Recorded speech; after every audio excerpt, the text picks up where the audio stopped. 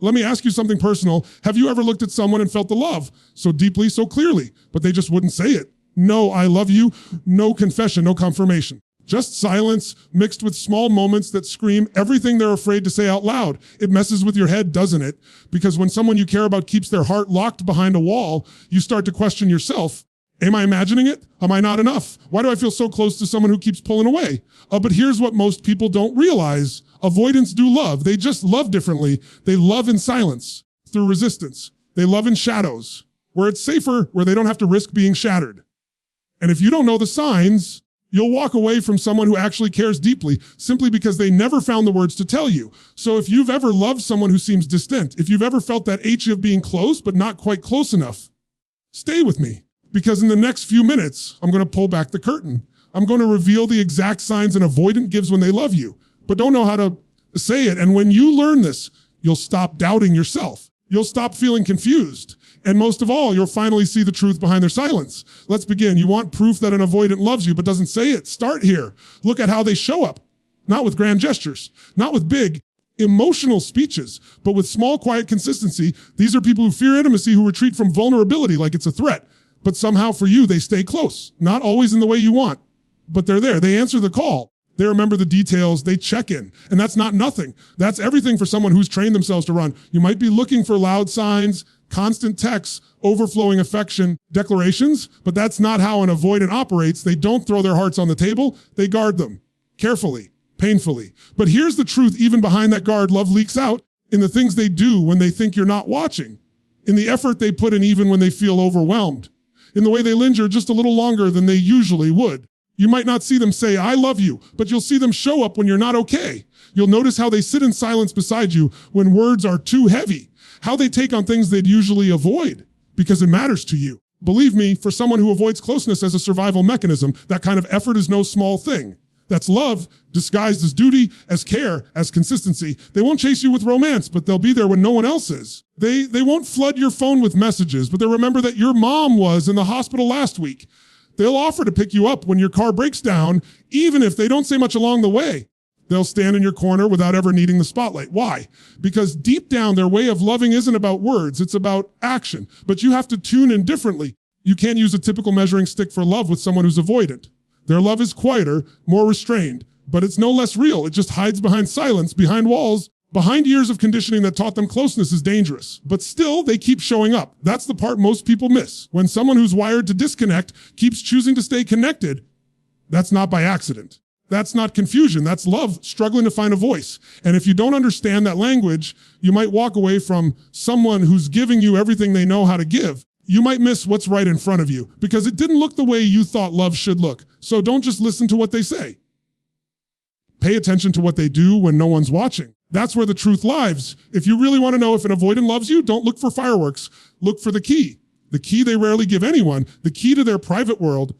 Because for someone who's emotionally avoidant, letting you in isn't just uncomfortable, it's terrifying. Vulnerability to them feels like exposure. It feels like giving someone a loaded weapon and hoping they don't pull the trigger. But when they start to open that door for you, even just a little, that's not a casual act. That's sacred. They might not hand you their heart, but they'll let you see behind the curtain. Maybe they talk about a childhood moment they never share with anyone. Maybe they show you something they're passionate about that no one else really understands. Maybe they trust you with something broken inside them and they don't try to fix it before showing it to you. That's not weakness. That's not hesitation. That's love trying to find a place that feels safe. You've got to understand how rare this is. Most of the time, avoidants keep people at arm's length. Not because they don't care, but because closeness feels like danger. Emotional intimacy is uncharted territory. It's not where they're comfortable. So when they let you in, when they share a fear, an insecurity, or even just their silence, that's not accidental. That's deliberate. That's them handing you something fragile, praying you won't drop it. And here's what makes it so easy to miss. They won't announce it. They won't say, hey, this is a big deal for me. They'll just do it. Subtly. And if you're not paying attention, you might brush it off like it's nothing. But it's not nothing. It's a crack in the armor. It's trust spoken in a language most people never learn to understand. And yes, they might retreat again after that moment. They might pull back, get distant, seem cold. But that's part of the cycle. That's part of what it takes for them to regulate the fear that comes with opening up. Don't make the mistake of thinking that means the moment didn't matter. It did. Deeply. You were let into a room very few people ever get to see. That's not just a sign of love. That's love itself translated through fear. The greatest mistake people make is demanding vulnerability on their terms, loud, expressive, emotional. But the truth is real love sometimes whispers.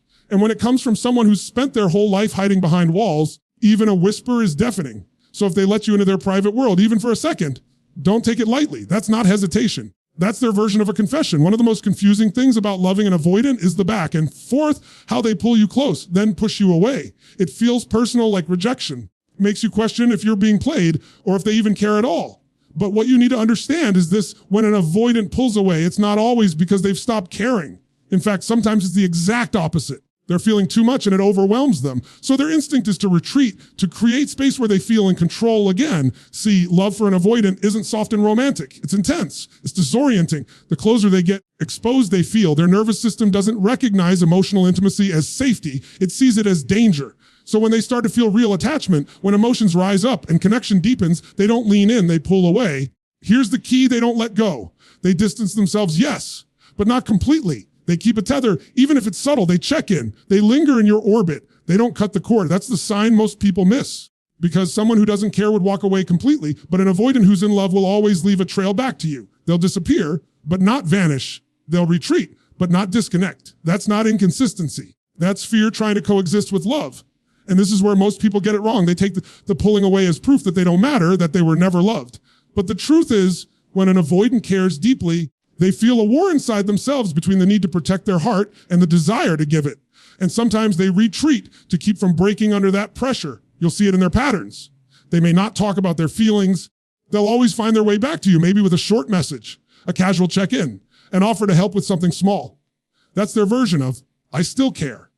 It's quiet, but it's deliberate. They're testing the water again, making sure the door is still open, hoping you haven't given up on them without ever saying it out loud. This is the paradox of the avoidant lover. They're afraid of being close, but terrified of losing the person they love.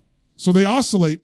But if you watch closely, the string never breaks. It stretches, it tightens, but it holds. And if you're in a situation like that, where someone disappears and reappears, not to manipulate, because they don't know how to stay without fear, recognize it for what it is. It's not emotional games, it's emotional survival. But the fact that they keep returning, that they can't fully let go, that's love trying to breathe in a space where it's never felt safe before. If you really want to see the signs an avoidant loves you but doesn't say it, watch how they react when someone else starts to get close to you. Watch how their mood shifts when they feel even the slightest sense of competition, even if they don't admit it. Avoidants don't do jealousy in the obvious way. They won't confront you. They won't explode. They won't confess their feelings. But deep down, something stirs. You'll feel the shift. You'll sense the tension. It's subtle, but it's real. They'll act like it doesn't bother them. They'll brush it off. They'll pretend they're unaffected, even cold. But inside, they're wrestling with emotions they've spent a lifetime trying to suppress.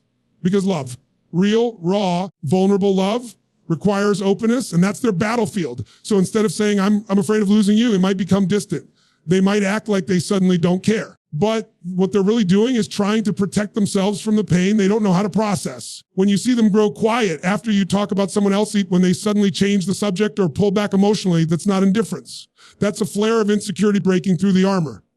But their pride, their defense system, it kicks in fast. It says, don't show it. Don't let it hurt. Don't let them see that you care. And so they suppress it, but it leaks out anyway in their energy, in their silence, in the way they suddenly stop asking questions or checking in as much. That's not distance. It's fear disguised as detachment. And it's not just jealousy, it's protectiveness too. They may not say, I care about you. But when someone mistreats you or crosses a line, they notice they may act logical about it or try to stay neutral. But deep down, they feel a need to defend you. They just don't always know how. Their protectiveness doesn't always come with words. It comes in body language and small reactions in a low, burning emotional tension that reveals more than they ever say aloud. Here's the paradox: the more they care, the more they try to hide it. They're not wired to express affection freely. That's not how they grew. That's not how they survived. So when love to start to break through, it shows up in awkward, unspoken ways.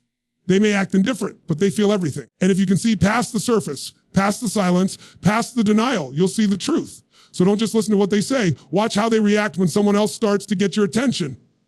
Watch the discomfort they try to hide. That discomfort isn't rejection, it's attachment. It's their heart whispering what their mouth can't bear to say. One of the most overlooked signs that an avoidant loves you is in the sacrifices they make. Quiet, subtle, and often completely under the radar. These aren't grand dramatic gestures. They don't announce their efforts, and they certainly don't expect praise for it. But behind the scenes, they begin doing things they would normally dog all because of you. And if you're not paying attention, you'll miss it because they won't call it love. They won't say, look what I gave up for you. But the truth is, for someone who guards their independence so tightly, even a small shift in their behavior speaks volumes. Avoidants are fiercely self-sufficient. They're used to relying on themselves, protecting their time, their energy, their emotions. They've built their world around control, controlling their space, their commitments, their emotional exposure. So when they start changing parts of the routine, when they make time they didn't used to have, when they inconvenience themselves just to be near you or support you, that's not random. That's love quietly showing up in the background. Maybe they sit through something they wouldn't usually tolerate, a long conversation about emotions, a family gathering that drains them, a vulnerable moment they'd rather escape. They don't say much about it, but they stay. Maybe they take on something practical just to make your day easier. It could be a task, a responsibility, or just being there when you didn't ask. And they might like it's no big deal.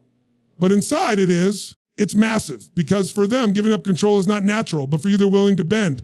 They might change small habits that made them feel safe, things they've clung to for years. Maybe it's opening up more than they ever have, or staying when they'd normally run, and they might not even understand why they're doing it. But love has a way of cracking even the toughest armor. And when they love you, they'll do things that make no sense to their protective instinct, but perfect sense to their heart. They won't say, I'm making this sacrifice because I love you. That's not how they operate. But their actions will speak louder than any confession. They'll give up a bit of freedom to make room for connection. They'll put down the shield, just enough to carry something for you. And if you're watching closely, you'll see it. You'll feel it.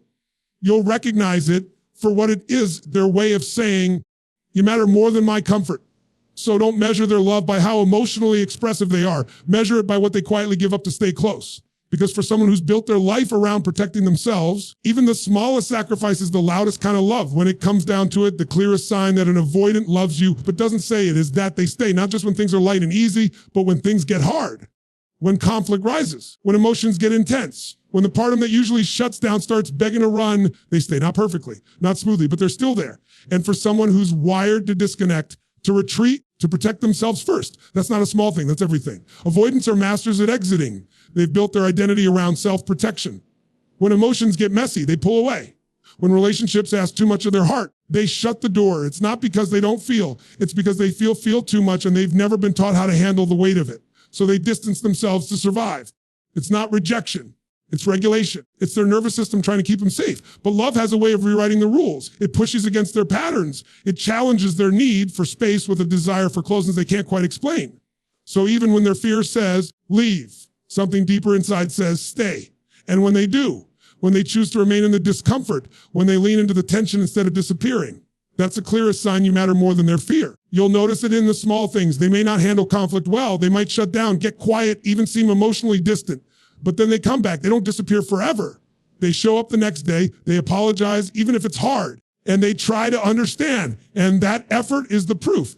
Because they could have walked. That would have been easier. But they didn't. They might not fight with you, but they'll fight for the connection in their own way. Maybe it's subtle. Staying on the call when it gets tense, reaching out after an argument, sitting beside you in silence just to be near. It may not look like passion or romance, but it's presence.